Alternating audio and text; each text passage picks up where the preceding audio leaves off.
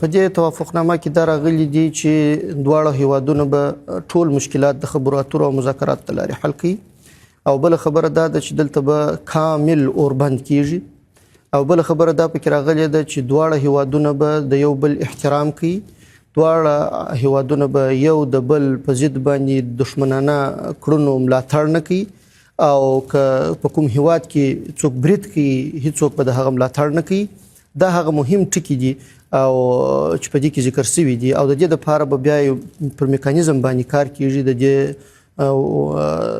توافق د ښه تطبیق لپاره هغه به په ترکیه کې بیا په 25 د اکتوبر باندې مجلس کیږي ترڅو داسې یو میکانیزم رامنځته شي ترڅو د افغانستان او پاکستان تر مابین موجوده توافق د تطبیق څارنه هم وکړي او د تعلقاتو ښه پرمختګ هم تضمین کړي.